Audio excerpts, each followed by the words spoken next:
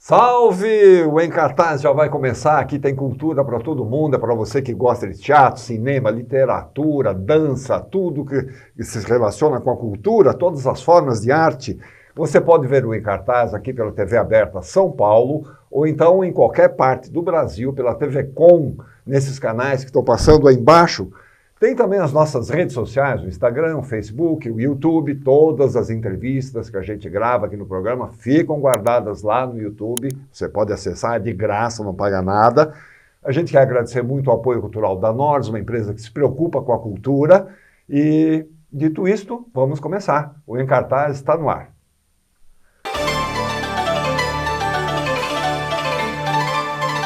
Um encontro ficcional entre Carolina Maria de Jesus, autora do Quarto de Despejo, e o João Cândido Felisberto, o almirante negro, líder da revolta da Chibata, conexões entre passado e presente no palco. Mas o mais importante de tudo é que hoje nós estamos em festa, porque nós temos aqui Dirce Tomás. Tudo bom, menina? Maravilha! Pensei que você nunca viria ao meu programa. Eu também pensei, né? Mas Carolina é tão poderosa que te trouxe que para cá. Ela me trouxe até você. Dirce, quantos anos de teatro, Dirce? 51 anos de teatro. Maravilha, parabéns. É muita comemoração esse ano, né? Começou quando? Como? Eu comecei em Curitiba. Você é de lá? Nos anos 70, exatamente 74. Você é curitibana? Eu sou paranaense. Paranaense. Nasci em Santa Mariana, no norte do Paraná. Região de Cornélio Procópio, Maringá. E depois fui para Moarama. Meu pai era muito viajante, de espírito cigano. E ia com a minha mãe para vários, migrando, né? Em qual dessas cidades você começou com o teatro? Eu comecei exatamente em Curitiba. Em Curitiba, né? Mas meus pais são mineiros, e migrou para o estado de São Paulo, até chegar ao Paraná, né? Eu sou uma das filhas paranaenses, dos 9, né? 3 paulistas, 3 mineiros e 3 paranaenses. Olha, igualzinho, né? Igualzinho. 3 para não ter briga. Igualzinho, né? E lá eu comecei, né, a me encantar, né? Eu sempre gostei, desde Indianópolis, onde eu fui criada, eu gostava na escola já de recital, e de estar sempre nas festinhas. Eu sempre era muito Aparecida. E chegando em Curitiba, eu tive a oportunidade, né, de começar a fazer teatro, apresentar no Teatro Guaíra, no Guairinha. Começamos com Jubarte, Juventude Unidas do Bairro Alto. Pô, a primeira peça, você lembra? A primeira peça da sua vida? Você entrou em cena? A primeira peça da minha vida foi... Nós fizemos bem na época que a Lélia Abramo, né? Lélia Abramo. Criou a Lei dos Artistas, que já era em 70 Sim, a regulamentação, né? Da profissão dos artistas. Da regularização da profissão. Então, nós criamos o grupo Tempo e trabalhamos com essa temática, né? Trabalhamos Silveira Martins, Treco nos Cabos, que era um triângulo de peça que o Silveira Martins criou. E nós trabalhamos, foi aí que nós começamos mais pro lado profissional. No Jubarte, era o grupo de igreja do Bairro Alto. Então nós começamos com o Alto de Natal, comemoração do Dia das Mães, Dia dos Pais, das festividades. Depois a gente foi se profissionalizando um pouco mais, depois da Lei dos Artistas, né? Daí eu fiz Curitiba, nossa tribo Salve Salve, que era a reabertura do Teatro de Bolso, isso tudo nos anos 70, final dos anos 70. Teatro de Bolso, quem ficou muito tempo no Teatro de Bolso também foi a Ari Fontoura. Pioneiro também, paranaense, né? E aí você foi encarar o Antunes Filho, né, aqui em São Paulo. Daí eu me mudei para São Paulo, queria outras oportunidades, né? Porque em Curitiba eu já tinha desfilado, feito teatro, eu achei que estava no limite, né? E eu já tinha desfilado, eu fiz curso de manequim pelo Senac, em Curitiba, da primeira turma. Olha aí, a garota é manequim, olha que você pensa. Manequim modelo. Com esse corpite, olha aí. Tento preservar, né? E daí eu falei, gente, Curitiba ficou pequena para mim. Desfilei pela Modelar muitos anos, que era uma grande loja que tinha em Curitiba, né? trabalhei de secretária depois de formada. Falei, não, já deu. Bora, né? Vamos embora. Com a documentação, falei, vou para São Paulo. Comecei com os desfiles, depois eu falei, não, é teatro mesmo, né? Com o Engenho de Arte Atrás do Sol, que era um grupo que tinha um pessoal da USP, e o Sondamas, saudoso Wilson Damas. E nascemos na mesma cidade no mesmo ano. E a gente se encontrou em São Paulo. Depois que eu fui para o Antunes, já nos anos 80, que eu fui para o Antunes, 86, apareceu uma oportunidade, um bilhete chegou até a minha casa, levado pela Célia, que era uma amiga minha, disse, Antunes vai montar Chica da Silva, tá aqui, vai lá se inscrever. E eu fui.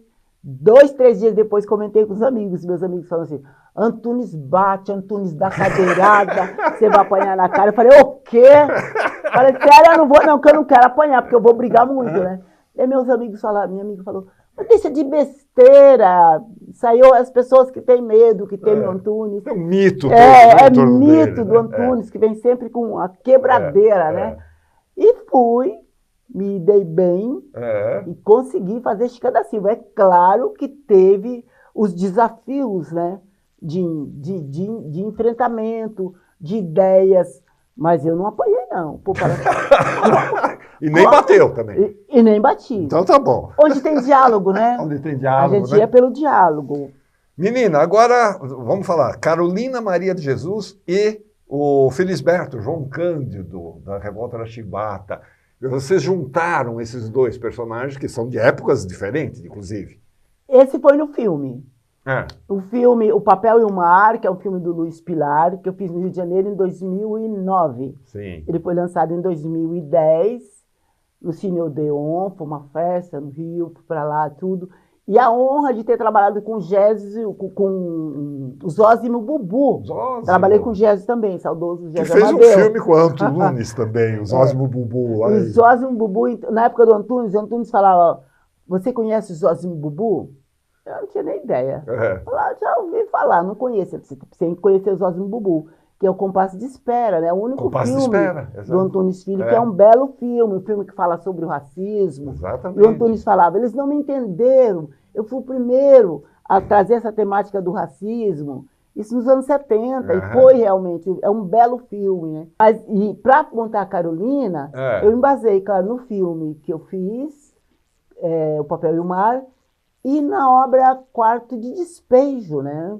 Que eu conheci, a grande obra da Carolina Maria, que revelou essa mulher maravilhosa. Revelou Carolina. Então, eu tive essa honra de ter tido acesso a essa obra, né, o Quarto de Despejo. Isso quando eu fiz PUC, né, eu fiz letras, né, pela PUC. Mas eu já tinha ganhado essa edição da de ouro. Carolina, só que a de ouro, a letra é bem miudinha.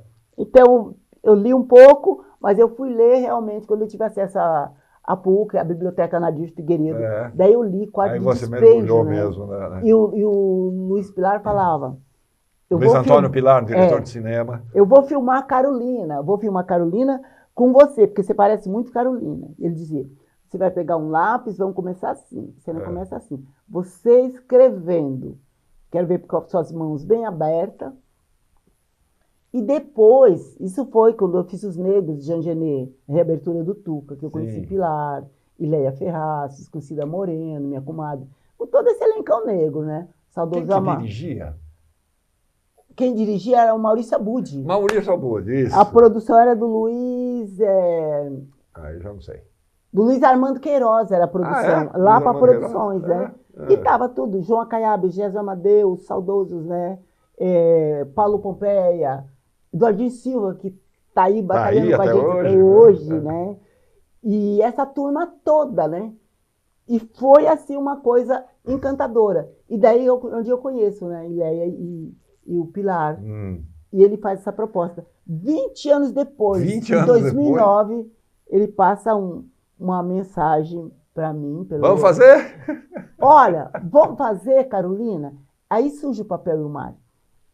E daí eu trabalhei muito nas escolas, depois veio o Centenário de Carolina, 2014, não só Carolina, mas do saudoso Abdias, né? Abdias eles nasceram no mesmo dia. Sim, do Teatro Experimental do Negro.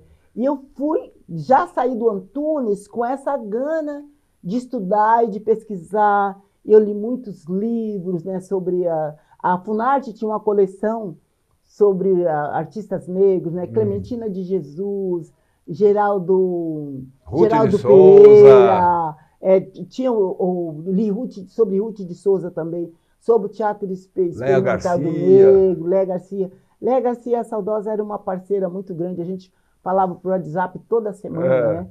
E eu fui para esse enfrentamento. Do Antunes, ele tinha um naturalismo, não sei se você chegou a acompanhar, exercício de naturalismo. Toda semana a gente descia para o Sesc, hoje é Anchieta, né? Hoje se fala Consolação, para fazer as cenas de naturalismo. E a classe paulista ia para lá assistir as cenas, era um debate. E tinha um curso de dramaturgia, que era com o Luiz Alberto de Abreu. E eu fazia aquelas cenas, sempre umas coisas polêmicas que eu levava e ficavam discutindo a minha cena lá, quase por horas. E eu fui me apaixonando pela dramaturgia. Quando eu saí do Antunes, eu já estava nesse engajamento. E na preocupação, né?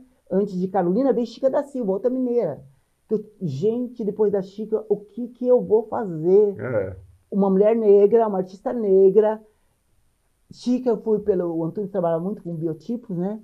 E eu tinha essa preocupação, como eu ia continuar no teatro e começar no centenário da abolição, que foi um fervor de noticiário, né? Embora a gente luta pela nossa liberdade até hoje, mas eu tinha essa preocupação, o que eu vou fazer? Então eu já saí de lá, criei um centro de pesquisa sobre a dramaturgia negra, que a gente está trabalhando com ele até hoje, né? Isso foi em 93, já comecei a pesquisa, já estreei em 94 e 95 com Sinos Dobram por Elas, que foi a minha primeira peça aqui em São Paulo. Né? Neste espetáculo? Para chegar em Carolina. Chegar aqui. Essa peça você, idealização, dramaturgia, trilha sonora, figurino, tudo da Dirce Tomás. Você mergulhou mesmo, né? Foi de cabeça. Mergulhei. O J.C. Serrone, ele falou... Serrone, cenógrafo Serrone. Uma aula magna, tive essa honra de fazer uma aula magna com o Paulo Betti, bem na pandemia. E o Serrone, depois, ele falou, Dirce, você está tirando os trabalhos dos técnicos. Você está com figurino, você está com a dramaturgia, você está com... Iluminação, não dou conta de tudo isso, né? Não, iluminação. A trilha Você não sonora, sobe lá para afinar o refletor? Eu até fiz o curso. Com o Nesito, com o Décio Nesito, Reis. Fiz o curso de iluminação, um ano lá com o Toninho. Eu falei, Serrone, se eu tivesse saído do Antunes, você vai procurar um produtor. É uma grana que eles pedem. E a conversa é essa. Como é que fica, olha, né? Eu vou trabalhar só... Se não emplacar a peça, se você não conseguir nada, você vai me pagar, daí pode ser que você não conseguiu por causa do seu trabalho, por causa do TCC, alguma coisa. Eu falei, gente, então eu vou produzir. Porque daí se der certo, tudo bem. Se não der certo, eu vou ser prejudicada. E daí eu comecei com figurino, com tudo. Mas eu falei para você, Rony, a minha maior vontade é que tenha gente para me produzir, ter dinheiro, né? Agora, Dirce, me diga uma coisa, como é que está colocada a Carolina em cena? Como é que acontece o espetáculo? Gente, depois de toda essa pesquisa, depois de todos os trabalhos de tantos eventos que eu fiz sobre Carolina, depois do centenário dela, trabalhando em escola, trabalhando na Secretaria de Educação, do Étnico-Racial, eu comecei a fazer performance sobre Carolina. Terminava o filme, eu entrava falando e as pessoas falavam, ela saiu do filme. Parecia aquelas coisas daquele cineasta... Woody Allen, como do Woody Allen. Que sai, a rosa púrpura do Cairo, que ela sai da tela. E as pessoas ficavam encantadas e achavam a semelhança com a Carolina. Chegou uma hora que eu falei, eu não quero mais ficar fazendo performance, eu quero fazer uma peça, um espetáculo sobre Carolina que ela merece. E daí veio a ideia do eu e ela. Eu e ela, porque as pessoas me achavam parecidas com ela. Então, eu e ela. Visita a Carolina Maria de Jesus. Visita porque eu estava visitando e revisitando as obras de Carolina. E daí eu crio tem a Carolina, que eu faço, e tem o superego da Carolina, que é uma pesquisadora que quer fazer o doutorado sobre a Carolina e vai pesquisar a obra de Carolina. Então eu faço 2 personagens desse espetáculo. E eu gosto de trabalhar, que eu trabalhei com os Crespos. Então nós fizemos muito exercício, o Sidney e a Lucélia, muitos exercícios sobre a terceira pessoa, falando da terceira pessoa. E eu amei. E daí eu crio Carolina na terceira pessoa, né? Eles já tinham criado, os Inventivos também, que é uma companhia que eu trabalho, também montaram Carolina, Acha, o Flavinho, Marquinhos. Vamos ver. E a Carolina... Peraí. Vamos ver umas fotos aí? Aí você vai falando enquanto a gente vê as fotos. Que foto linda. Nossa, claro que você lembra muito a Carolina. Nossa, é evidente, né? Paulo Pereira. Paulo Pereira. Quer dizer, você faz, então, a Carolina faz o alter ego dela e faz a pesquisadora. A pesquisadora é o alter ego dela. A pesquisadora é o alter ego dela. E a Carolina, ela vem trazendo a parte da grande escritora que ela foi best-seller, que ela vendeu mais que Sartre. Nossa, ela vendeu pra caramba. Mais que Sartre e que Jorge Amado. Publicado, inclusive, no exterior, em muitos países. Vários idiomas. Né? E eu trago essa Carolina, uma mulher forte e potente, porque é uma mulher negra, que aprendeu a ler. Vai passando as fotos. Em 1921. Olha que linda. Ela já sabia ler. Que mulher sabia que são ler? Aquelas coisas penduradas lá atrás? Aquilo ali são os xilogravuras. Xilogravuras. Né? Carolina é uma figura excepcional, né? Porque ela era uma mulher negra, paupérrima, morava na favela do Gato, se não me engano, favela do Gato. É a favela do Canindé. Canindé, ali no Paris. Né? E um dia aparece por lá um jornalista que toma contato com ela e se Audálio Dantas, falecido já também. Ele vê Carolina escrevendo e daí ele se atrai. Como essa mulher negra escrevendo, que né? catava papel o dia todo. E ela venceu catando papéis, ela criou 3 filhos. A Vera Eunice, que é filha da Carolina, parabéns, Vera, a Vera fez aniversário ontem. A Vera Eunice é professora da rede pública, é aposentada pelo Estado e dá aula ainda no município. Então eu trago essa Carolina com essa potência, né? Que as pessoas às vezes falam, a escritora da favela. Não é a escritora da favela, é uma escritora. Ninguém fala o escritor dos Jardins, o escritor do Planalto Paulista. Não, mas é uma escritora que teve a potência de mostrar como era a vida, que até naquela época ninguém tinha a menor ideia de como era a vida nesses ambientes da favela, dessas pessoas pobres que viviam catando papel, que viviam nas ruas e tal. Ninguém tinha ideia de como é que era isso. Ninguém tinha ideia de como ela revelou isso, ela trouxe isso. Além de revelar isso, ela revela o conhecimento dela, o conhecimento político, o conhecimento social, o conhecimento geográfico, tanto que a obra de Carolina, ela é estudada, os formandos de agora, os mestrandos, os doutorandos, tudo, eles estão pesquisando Carolina na geografia, na história, nas ciências políticas, na literatura, no teatro, porque ela escreveu, ela tem uma dramaturgia. A Ruth fez um espetáculo, a Ruth de Souza fez um espetáculo, Quarto de Despejo. Foi uma das primeiras a fazer exatamente, espetáculo de Carolina, e a Carolina e a Lara queria dirigir, ela falou, não é assim, não é assim. Então, Ruth, Zezé Mota. Biblioteca Alceu Amoroso Lima, dia 2, às 11 horas, dia 5 de agosto, às 15 horas, Biblioteca Alceu Amoroso Lima, fica ali na Henrique Schalma, esquina com a Cardeal Arco Verde. A entrada é franca. Agora, vai ter mais apresentações. Depois, aí vocês entram nesse endereço que a gente vai colocar aí. É o @dirciton ou o @invasores Teatro Negro. E é gratuita porque nós fomos premiados. A Invasores vai fazer 25 anos. Fomos premiados com o prêmio Zé Renato. Que viabilizou isso, a 20ª mostra, né, para a 20ª edição de circulação. Então, graças a esse prêmio, acho que é um reconhecimento da Invasores de estar aqui trabalhando 25 anos. E da Dirce Tomás, maravilhosa! Vê se não some, tá? Tá bom? Eu quero sempre aparecer, Toma né? aqui, eu não tenho Aparecida no nome, me mantenho. A Iago Nanda, a Zília Maria Aparecida, mas eu tenho uma Aparecida. Porque se eu não sou Aparecida e se eu não sou atrevida, você não Nada vence, acontece, né? Você não chega, Tílio. Se eu estou aqui é porque tive o atrevimento de me tornar produtora, de sair do Antunes Filho, depois passar por Alexandre Mate. esses grandes diretores, e de ser do teatro negro, que eu acho que é uma grande façanha ter passado pelo GRUCON, Grupo de União e Consciência Negra, que eu comecei em Curitiba. Isso também me deu muita base de sustentação. Né? Para estar aqui, né? Deixa eu te dar um beijo. Bom ter você aqui. Fiquei muito feliz. Senta aí de novo. É bom encerrar a entrevista aqui. Obrigado, Dircê. Até sucesso para você. Muita merda! Eu que agradeço, muita merda. Ontem na Galeria Olido, gente, foi uma loucura. Tinha mais de 160 pessoas para de falar. para assistir Carolina. É a palavra, né? É o dom da palavra. Chega, Dircê! Obrigado! Gente, vamos ver o que tem agora. Hora da pipoquinha e do filminho. Dá uma olhada na nossa dica, o nosso trailerzinho.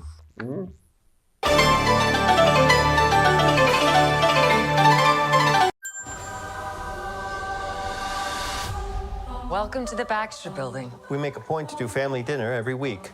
Sunday at 7, on the dot, no matter what. We're all here. Herbie, how's that sauce coming? Yeah, I'll be the judge of that. Okay. Is this guy good or what? I want to add a couple cloves of garlic. Not because it's not delicious, I just want to add a little bit of zip, okay? T-5. Before we went up the first time, you couldn't turn invisible. Ben wasn't a rock.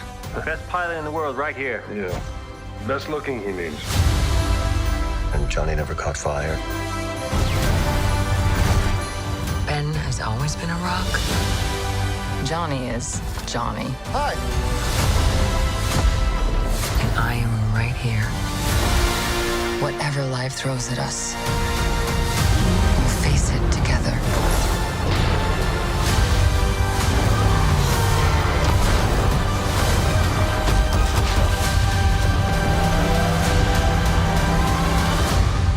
As a family.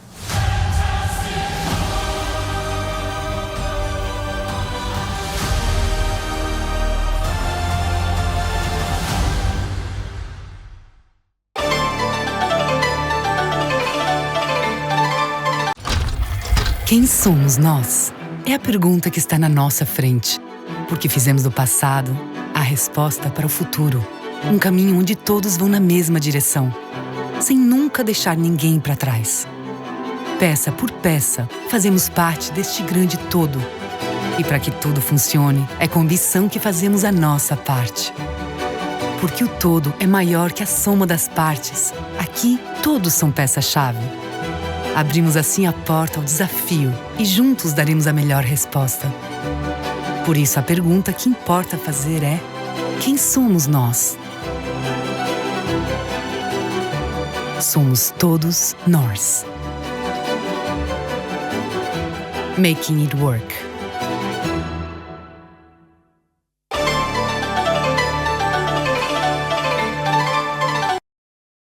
Internado num manicômio, Lima Barreto revisita sua trajetória enquanto escreve O Triste Fim de Policarpo Quaresma. Entre delírios e lembranças, ele dialoga com seus personagens e enfrenta os fantasmas de uma sociedade que o marginalizou. É isso? Paulo Fabiano! Ô, meu irmão. Que bom te ver aqui de novo! Certo. Você Claro. trouxe a Alda Machado, tudo bom, menina? Prazer. Prazer também, seja bem-vinda aqui ao programa. Obrigada. Sim. Lima Barreto, rapaz, foi redescoberto o Lima Barreto de uns anos para cá, né? Sim, felizmente. né? Felizmente. Felizmente tem vários atores e criadores que estão trazendo a figura do Lima Barreto, especialmente por conta do movimento negro, do teatro Sim, negro, exato. pela representatividade que ele é como artista no Brasil, né? Ele sendo lá um escritor negro que foi marginalizado, que foi silenciado, inclusive por conta disso, né? Sendo internado mais de uma vez em hospício e essa coisa toda, ele representa muito essa luta de vencer esses obstáculos que são estruturais do nosso país, né? Para poder fazer valer aquilo que a pessoa de fato é, sua potência, seu talento, sua capacidade. E no caso dele, era a sua escrita incrível, né? Que, enfim, foi silenciada na época. Ele era um cronista daquela época. Demais, né? Sim. As crônicas do Lima Barreto, elas são uma outra história do Brasil. Quem lê as crônicas dele enxerga um outro Brasil, que não é o Brasil construído pela elite, nem da época e nem atual, né? Nem pela academia, nem nada. Que, inclusive, era outro aspecto que o Lima batia de frente, com a mania de doutor, ele dizia, né, que o brasileiro tem essa mania de doutor, mas foi uma coisa construída, né, socialmente, Sim, claro, e tal. É que o Rio de Janeiro da época, ele tinha um espelhamento com a Europa, exatamente. Então, todo aquele ambiente, a construção social, tinha esse espelhamento, né. Jeca, né? Espelhamento Jeca. Sim, mas aqui sempre entortou, né, não era...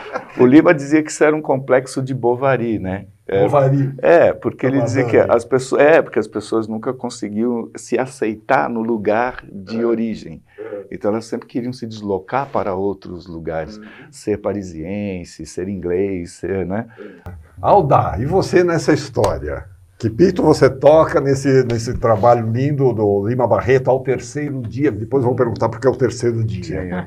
Ou você pode explicar o que é o terceiro dia. Bom, é o terceiro dia porque é a passagem dele no manicômio e durou 3 dias ali, né? No espetáculo. Acho que o Paulinho pode falar melhor um pouco sobre isso.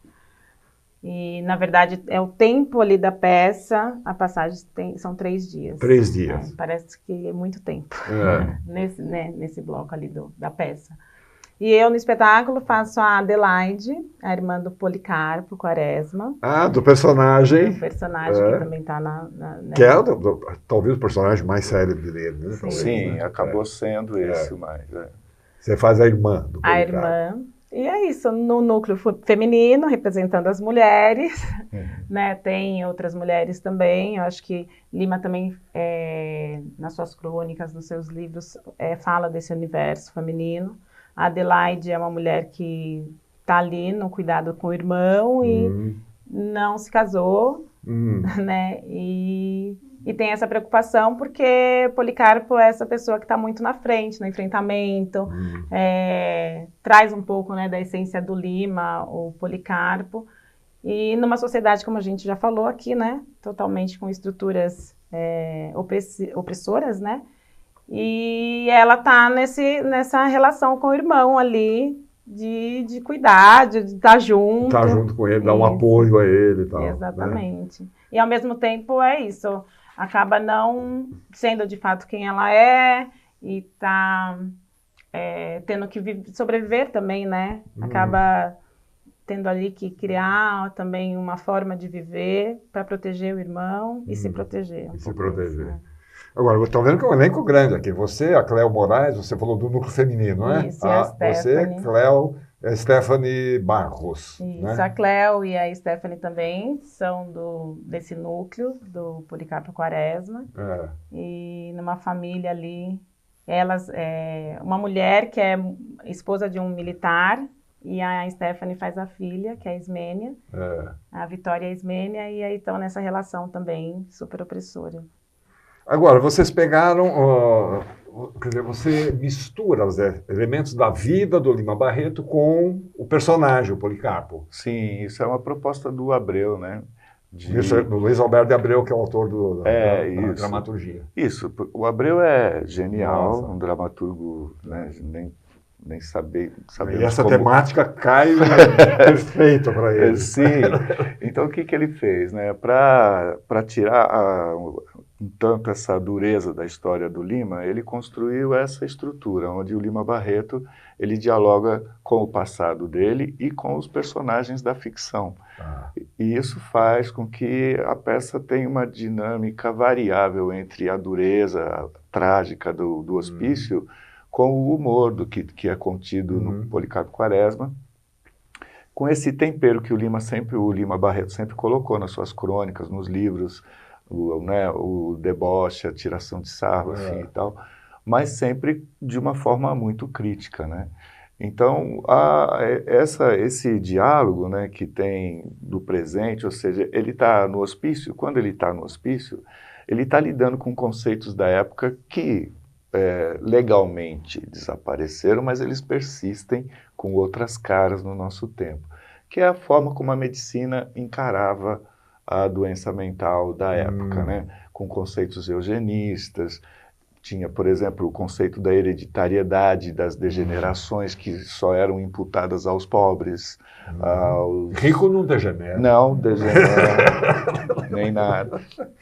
Então, e é isso. E aí, por exemplo, nesse período, no Brasil, é que nasce essa estrutura cultural do medo ao pobre, né? Da pessoa pobre. Porque ali eles construíram um tratado científico dizendo que essas doenças eram hereditárias e elas vinham dessa população negra, pobre, que vem pós a abolição da escravatura, que obviamente eles não tinham meios de viver bem, nem onde viver bem, nem como viver bem. Não foi dado nada a eles, né? Abriram a porteira e falaram, agora você se vira. Agora se vira, né? É uma coisa assim. Mas foi bem mais terrível que isso, porque logo depois da abolição, eles também constituíram leis que dificultaram o acesso das pessoas, né, filhos, né, de ex-escravizados, a acessar a educação, a possuir terras, a ter propriedades.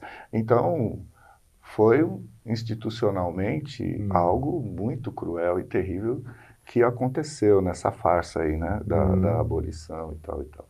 Lima Barreto viveu tudo isso, ele era muito consciente com relação a isso, com relação à política da época, né, essa república também torta, né, que nasceu torta já ali, era na verdade uma ditadura militar, né, com cara de república, com cara de um positivismo e tal e tal. Sem a menor participação popular. Sem nenhuma participação popular, nada. É incrível porque se você observar como a política hoje transparece, né, nos veículos de comunicação, muitas das disputas, elas parecem coisas caseiras, assim, tipo um tio brigando com o outro, o pai com o filho, não sei o que e tal. E isso volta muito no tempo. É uma estrutura lá do passado, que nasceu nessa república, né? Essa coisa de compadrio, de família no poder, de protecionismo, tudo mais. Os conchavos. E o Lima Barreto ele foi muito silenciado e marginalizado por conta disso. Ele atacava diretamente, por exemplo, os generais, que é esse personagem que o Abreu coloca com um certo deboche na peça, que é muito legal, né? É um general que ele nunca lutou. No Policarpo Quaresma, a coisa é assim, né? O cara nunca foi à guerra, nunca viu um campo de batalha. Nunca sujou a bota. Nunca sujou a bota, nunca saiu de casa. Ele vai da casa pro centro lá do militar, volta, vai, volta. E grita com os soldadinhos e volta para casa. E se arvora a dizer das grandes batalhas. Cheio de estrelas. Cheio. Tem um negócio muito legal que é isso, né? A gente tem aqui, acho que um dos nossos generais que às vezes aparece cheio de medalha, e o cara nunca participou de frente de luta nenhuma, ele está cheio de medalha. E outros fizeram pela internet essa comparação, né, de um outro general de um país africano, que o cara enfrentou batalhas, enfrentou os colonizadores, não sei o quê, ele carrega uma medalha, que é a memória da honra dele ter lutado pelo país dele. É um absurdo, né? Então, esse aspecto debochado, essa coisa, vem muito a calhar. E a gente consegue ver pela escrita do Abreu e do Lima Barreto esse transporte histórico do tempo, né? Onde você vê o hoje no passado e o passado no hoje, e essas coisas espelhadas, que é um outro elemento que o Abreu usa muito no texto, essa questão do espelhamento. Por exemplo, o Lima Velho, que sou eu que estou fazendo, e o Lima Moço, que o Baraúna faz, quando ele dialoga com o passado dele. Então, é o escritor falando com ele mesmo no tempo, né? Discussões sobre o sentido, né, de escrever, o sentido da arte, o sentido de prosseguir, né, diante de uma estrutura tão Agora, e esse núcleo feminino, que está mais ligado ao Policarpo, ao personagem, né? Esse grupo, vamos dizer, em que medida, vamos dizer, ele entra, né, nesse deboche, entra nessas comparações, nisso tudo que o Paulinho está falando? Eu acho que, bom, é o personagem da Vitória e a Adelaide, acho que tem muito dessas questões que a gente vê hoje dos preconceitos, né? Então, nessa relação discursiva, elas trazem bastante dessa questão num tom de comédia e das barbaridades que a gente vê na sociedade hoje, que a gente vê, isso, nessas relações de classe também, né? Então, mais nessa relação entre as duas, a Ismênia é a filha, que já está num lugar ali mais sentindo tudo isso, né?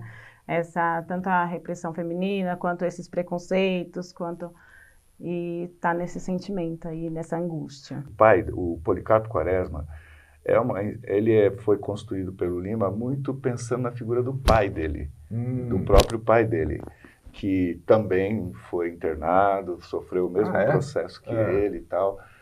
Mas o pai dele, ele sofreu na mudança da monarquia para a república. Porque, enfim, ele era monarquista e por conta disso perdeu o emprego. Ele era um tipógrafo super conceituado, escreveu livros, era super, né, tinha uma educação incrível, apesar de ser também um homem negro e tal e tal. A mãe do Lima, a Amália, era professora e chegou a ter uma escola dentro da própria casa, um feito incrível também para uma mulher negra e jovem, né?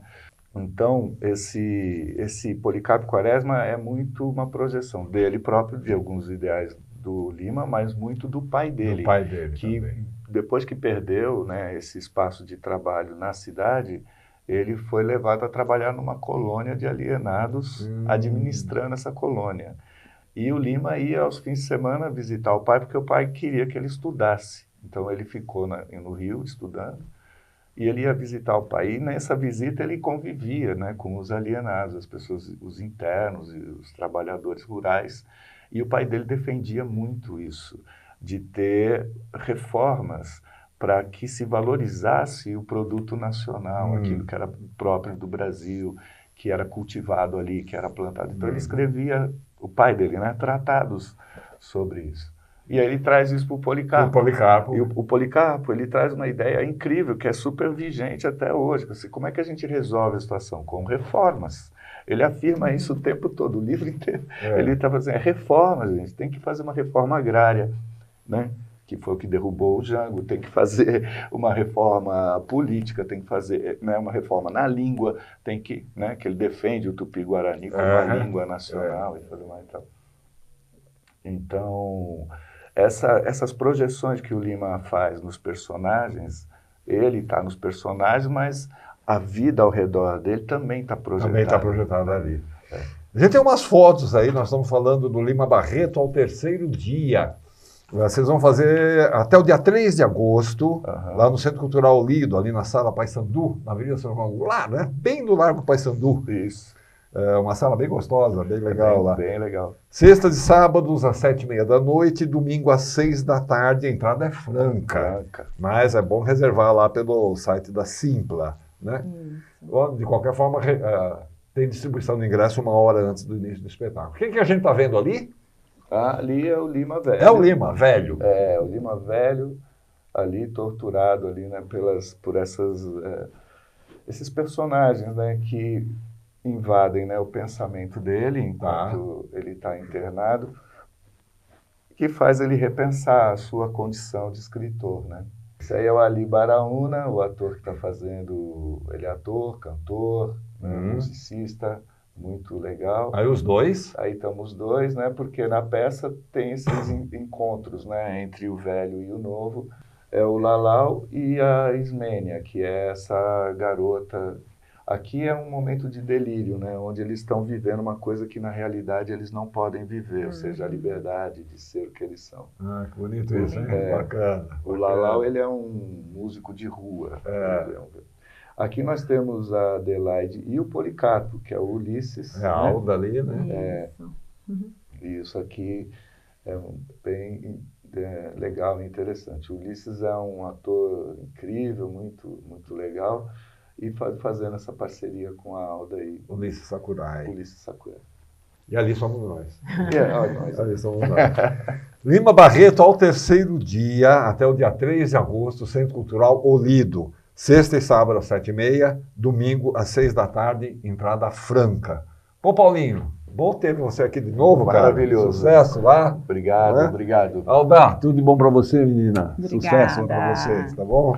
Muito obrigado mesmo. Tem um Instagram, alguma coisa assim, para as pessoas? Tem, mas tem, você não lembra. É que eu não sou. Depois a gente vê. Plataforma Companhia Teatro X. É isso. Procurem assim. Como é que é? É plataforma Companhia Teatro X ou só Companhia Teatro X? Teatro Companhia Teatro X. Isso. Companhia Teatro X. Isso, Teatro X. Beleza, vamos lá. E lá tem um monte de informação. Sim. Ótimo, legal, para as pessoas saberem mais. Sim. Tudo bem, é hora da nossa agenda. Vamos dar uma olhadinha no que está acontecendo por esse vasto país. Agenda Brasil.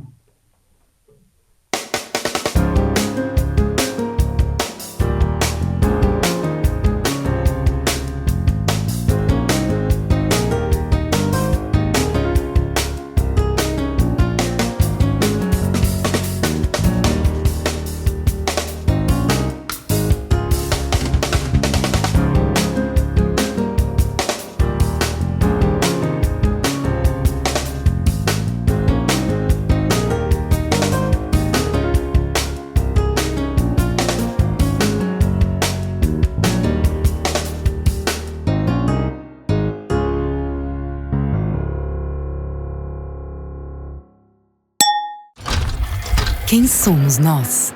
É a pergunta que está na nossa frente. Porque fizemos do passado a resposta para o futuro. Um caminho onde todos vão na mesma direção, sem nunca deixar ninguém para trás.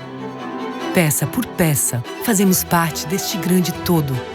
E para que tudo funcione, é com ambição que fazemos a nossa parte. Porque o todo é maior que a soma das partes. Aqui, todos são peça-chave.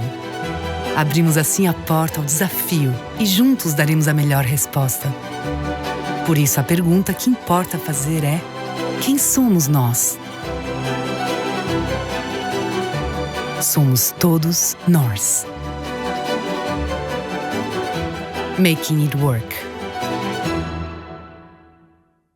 Um espetáculo teatral retrata a luta de um fotojornalista contra a depressão e suicídio enquanto busca um sentido para a sua vida em plena noite de Natal. Dan Rossetto, como é que você está? Tô bem, e você? Finalmente você voltou ao nosso programa. Voltei, né? Eu estava tentando aqui contabilizar o tempo, já não esqueci. Estava magoado. Claro, ó, quem não me chama tudo aqui. Bom, Fábio Câmara, tudo bom? Eu só venho para ficar atrás. Atrás? Só ficar atrás da cena, trazendo os convidados, né? Tá, hoje eu tô aqui. Isso, legal. Não. Então, e esse é o trabalho mais recente de vocês agora, o Pietà, um fractal de memória. Fractal. Fractal. Esse texto veio parar na minha mão em 2019. O Paulo Gabriel, que é o diretor da montagem, já conhecia o Marcelo Novasi, que é o autor, já tinha oferecido para ele fazer como ator. O Paulo leu e não sei por que ele me viu fazendo esse papel. E desde 2019 para cá que a gente está tentando de alguma forma viabilizar a produção, já que é um tema importantíssimo, porém difícil, né, da gente conseguir fazer via qualquer tipo de incentivo. Então, o incentivo foi os nossos esforços coletivos e pessoais. Aliás, vocês fazem muito assim por conta própria SA, né? Fazer aquela coisa, a gente costura com e sem dinheiro, como a gente fala, assim, então, assim, a maioria das vezes a gente tá com peça assim que não tem tanta verba, mas ok, vamos fazer, porque eu acho que é importante você estar fazendo, e o caso assim, sempre fazer peças com qualidade dentro da perspectiva que a gente pode. Então assim, ok, essa peça não tem tanto orçamento, então então vamos ver o que nós temos de teatros que tem pautas gratuitas, então vamos ver, e aí já vai chamando parceiros também, ok, que topam entrar conosco em projetos que tem uma verba alta e uma verba baixa, então vamos entrando e fazendo, entendeu? Que aí a gente faz agora no Teatro de Arena, né? Que a gente vai fazer um espetáculo. No Eugênio Cusi. Teatro histórico, né? Teatro de Arena. Nossa. Agora, aqui vocês, estou vendo aqui no Gueris, tem uma abordagem terapêutica, baseada numa abordagem terapêutica criada por Bert Hellinger. Me fala um pouco. Na verdade, são várias, né? A peça, é mais ou menos como se a plateia assistisse um tratamento do personagem que eu faço, que é o Pedro, que é esse cara, isso, que vem ruminando há anos o suicídio da própria mãe. E aí, durante a análise, trabalho de constelação familiar, hipnose, é como se essa terapeuta fosse tentando caminhos para fazer com que esse personagem, dentro desse fractal de memórias, coloque um pouco das angústias dele para fora. Então, é como se o público participasse realmente de um... Acompanhasse exatamente esse isso. Agora você falou um termo aí, constelação familiar. Isso. Fala um pouco, constelação familiar. Tem uma vaga ideia do que seja. O Fábio que já fez, né, Fábio? Eu já fiz uma vez. Você fez? Eu fiz uma vez. Então, ela vai meio que... Você constela na constelação algum fato da sua vida. Então, você fala assim, resolver minha relação com o pai, resolver minha relação com a mãe, resolver minha relação de trabalho. Então, você escolhe. Lá a gente faz assim, é um cheiro do que é a constelação que a gente faz. Porque são várias técnicas que a gente mostra. Então, como eu disse, tem a hipnose, tem a terapia mesmo da analítica. Então, são várias, como por isso que a gente fala, são fragmentos ali. E são essas várias abordagens que a gente vai mostrando que a terapeuta vai tentando com ele entender as causas que está levando essa depressão e talvez essa questão do suicídio que ele fica pensando, entendeu? Então, assim, a gente vai nesses vários fatores. E aí, nisso daí, a gente são apresentados, além da terapeuta, a mãe e a namorada, que foram pessoas importantes na vida dele, que surgem nessa terapia. E é como se, no início da peça, a terapeuta sorteia 3 pessoas aleatórias para se colocar à disposição desse tratamento, né? E aí as 3 pessoas somos nós, os 3 atores. Então é como se eu fosse assumir a persona desse personagem, Pedro, e me emprestasse para contar um pouco da história dele. Então, e vai e vem em recortes da memória de momentos dele onde ele... Por que ele está passando por esses problemas todos? Tem alguma coisa, alguma relação com psicodrama, por exemplo? Também, porque o próprio personagem também já fez psicodrama. Num determinado momento, a terapeuta dá uma mofada para ele socar, caso ele tenha algum problema. Então... Só com o teu pai. Nesse caso é isso aí. Né? Nesse caso é a namorada, a ex-namorada. Tanto que é uma almofadinha de coração. Que legal. Então a gente vai trabalhando um pouco dentro desse tema que é tão difícil, né? Esse olhar do autocuidado, porque é importante hoje em dia. Acho que a peça caminha muito bem por esse lugar do... É um tema difícil, mas também ele a escuta, o autocuidado, vai procurar ajuda. Quando você não está bem, fale o que você está sentindo. A peça também caminha por um lugar desse que eu acho que é bem interessante nos dias de hoje. E são conflitos e problemas e traumas assim, muito contemporâneos hoje em dia, né? Me dá a impressão que cada vez mais. Não sei. E a peça, assim, se passa nos anos 80, a peça. Então, assim, não se passa, mas... se passa, assim, lógico que tem alguns pedaços que volta mais, volta menos, mas assim, ela tá nos anos 80, ele tá no outro mood ali, assim, sem ainda tanto essa tecnologia, mas assim, e alguns termos que são começados a ser utilizados, assim, que a gente não falava tanto. Então também tem na peça isso, a gente tá vendo uma outra visão, assim, porque hoje em dia talvez, assim, quando a gente fala assim, a pessoa está deprimida, assim, a gente nem nem usa o termo depressão, né? Usa. Mas sim, mas não é tão como hoje em dia, que fala assim, a pessoa é bipolar, a pessoa São coisas que surgiram depois. Então a gente está antes, essa depressão antes dessa geração, vamos dizer, celular com tela, assim, entendeu? E divide muito bem o que é depressão, a melancolia, a tristeza, um pouco desses canais também. E o importante é que o personagem se analisa e lá na frente ele descobre. Porque eu acho que o mais importante a gente às vezes fica ruminando uma dor o tempo inteiro, ruminando uma dor, e o bom teatro vive de grandes conflitos, mas eu acho que o personagem lá na frente, ele consegue fazer essa volta, Tílio, ele consegue fazer esse retorno e entender o porquê que ele tem esses ímpetos. E aí ele consegue dar uma volta por cima. E isso se passa numa noite de Natal? Uma noite de Natal. Em plena noite de Natal. Que foi quando a mãe dele se suicidou. Então isso modificou completamente a estrutura familiar. E ele, como irmão mais velho, tem toda a questão do pai, é uma família que era dividida entre pai, mãe e 2 irmãos. E eu faço esse personagem, esse irmão que que ficou ali, né, com a sombra do pai, essa mãe que passou esse legado para ele de alguma forma, e esse irmão mais novo, que tem todo um conflito bem interessante também, que esse eu não vou contar, só indo assistir, que é uma das causas maiores também da depressão do personagem. Essa coisa, você ter um suicida na família, alguém que suicidou na sua família, isso é um trauma para a família, inclusive, né? Muda, né? Modifica completamente. Porque você fica sempre com aquela coisa, por quê? É um pouco além da morte. Onde que eu falhei? A gente entende que a gente nasce e a gente morre, mas o suicídio acaba sendo uma auto-interrupção daquele ciclo. Então, acho que muda, marca, e aí vem aonde eu falhei, onde eu não olhei o sinal, em que momento que eu não percebi, né? Que momento em que eu até não dei atenção para uma fala. Então, a peça trata a se culpar, muito. Né? A culpa é o que o personagem carrega nas costas. A culpa. A culpa está o tempo inteiro com ele. E é disso que a gente tenta ir se livrando. Esse personagem tenta ir aprendendo e se livrando. Agora, ele é muito babaca também, esse cara. Eu não vou defender ele, não. Fica chorando pela mãe, leva um pé da ex-namorada, foi demitido do jornal porque não entregava matéria. Então, também tem uma fraqueza nele que eu reconheço nessa dor, mas que ao mesmo tempo você olha pro cara e fala, cara, até quando você vai culpar sua mãe? Então tem cenas muito patéticas, engraçadas até, de você olhar um cara culpando a mãe até hoje.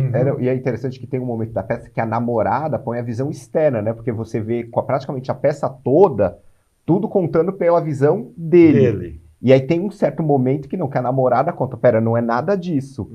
Ela mostra também o ponto de vista tipo assim, externo, entendeu? Ali, então, e é importante esse ponto de vista externo, para dizer assim, não, ele não é também esse cara, assim, esse coitado. Ele também alguns momentos, ele vamos usar o termo sacana mesmo ali, com ele e com o entorno dele. Eu acho o personagem controlador. Eu vejo um lado controlador nele, muito forte, com o qual, para mim, é importante até lidar, porque... Sim. Na terapia mesmo, ele conta, quando pequeno, que ele fingiu que foi enganado numa sessão de hipnose. E aí a terapeuta disse, você fingiu? Vamos ver então agora se você vai fingir. E ela consegue hipnotizar ele, e aí ele fala, meu Deus, o que aconteceu aqui? Então eu acho ele extremamente controlador e um cara que a gente conhece tantos por aí, né? Tomara que a gente crie identificação. Não só pela dor, mas pelo acolhimento também. Agora, é um cara de boa formação, né? Fotojornalismo, é um cara bem instruído, estudou na USP, se formou lá, a namorada dele é uma intelectual, o cara é fã de Beethoven, né? Eu abro a peça falando sobre Beethoven e comparando a dor do personagem à surdez do Beethoven. Então é um cara muito culto, inteligente. Curiosamente, ele ama Laranja Mecânica do Kubrick, e eu também tenho uma tatuagem do laranja. Olha! Eu falei, será que eu fui escolhido por isso? Mas é um cara que tem uma inteligência fora do normal, ele cita Nietzsche, Schopenhauer, é um texto que o personagem, até o universo particular dele, chega a irritar os outros. Sabe, é como se a inteligência toda dele não conseguisse acompanhar nem ele próprio, assim. Ele quase que ele se engole com essas palavras todas. Quer dizer, mas tem um conflito entre a inteligência... se diz racional e a inteligência emocional dele. Que é completamente descompensada. Né? São díspares. Né? Mas é muito legal. O exercício de fazer essa peça é bem interessante. Um grande personagem. Eu que não estou o tempo todo no palco como ator, é bem interessante. Porque da mesma forma que nesse fractal de memórias, eu estou fazendo uma cena que eu sou uma criança de 8 anos de idade, indo no velório da minha avó, e minha mãe querendo que eu toque a minha avó no caixão, é um dos traumas do personagem, a cena já corta para eu na terapia, contando isso para a terapeuta. Então, treinar esse lugar do como isso vai ser feito, né? Sai de um estado para outro, e aí tem os tons, o tom do narrador, onde o Dan também ali brinca um pouco de narrador e volta para o personagem. Então, eu digo que, para mim, é um grande exercício mesmo. Muito grande. E você que normalmente, ou pelo menos nos últimos tempos, tenho visto você mais na direção. Isso. Né? Muito mais. Mas eu tenho tido, de uns 3, 4 anos para cá, depois da pandemia principalmente, tenho conseguido estar mais no palco. Assim, eu tenho conseguido equilibrar um pouco para eu poder também estar fazendo coisas. Mas esse personagem, sem dúvida, eu gosto desses temas. Eu sempre persigo um pouco falar sobre isso. Eu tenho a sensação de que essas coisas encaixam um pouco em mim. Falar sobre isso não me machuca, eu não levo isso para casa, não é uma coisa com a qual eu fico mal durante os ensaios. Você pode me mandar chorar numa cena que eu vou sair dela rindo.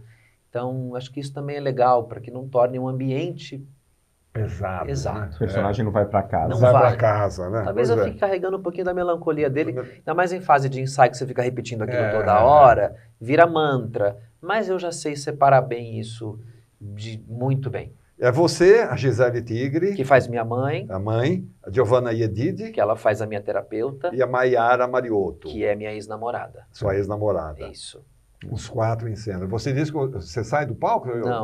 Não, fico ali. Praticamente ninguém sai do palco, ninguém assim. Sai do palco. Praticamente ninguém, assim, é uma coisa muito pontual ali, a gente tá assim, e usar essa arena, né?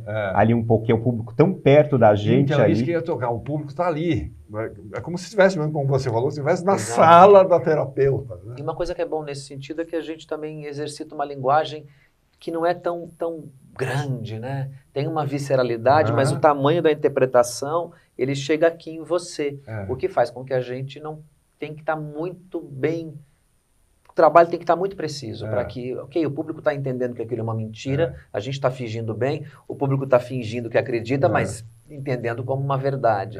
Então, o tamanho também da voz, dá para a gente investigar lugares muito legais. Você ouve o sussurro do ator. É isso aí. Eu acho que também conscientemente exercitar isso, né? O tamanho da voz, o tamanho do corpo, o tamanho de como a gente conta essa história ali no teatro de arena e próximo ao público, torna o jogo ali, bem mais interessante. Legal.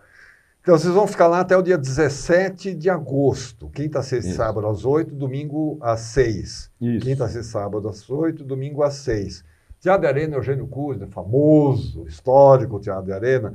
O doutor Teodoro Baiman ali, em frente à Igreja da Consolação, aquela ruazinha, em frente à Igreja da Consolação. Ali Praça Roosevelt. Quase na esquina da Praça Roosevelt, né? Praticamente na esquina, né? Da Praça Roosevelt. Tal. Legal. Ingressos, compra lá na hora, tem Simpla, como é que compra na hora, tem no Simpla, tem no Sampa, ingressos. Sampa ingressos também, então assim, tem nos dois ali. Cliente Vivo Valoriza tem desconto também ali, então eu já falar que tem desconto no Sampa, tem desconto lá. Então tem oportunidades assim para você assistir, é um ingresso que está num preço bom, o ingresso também. Então acho que assim, chegar lá na bilheteria, consegue comprar na hora normalmente também.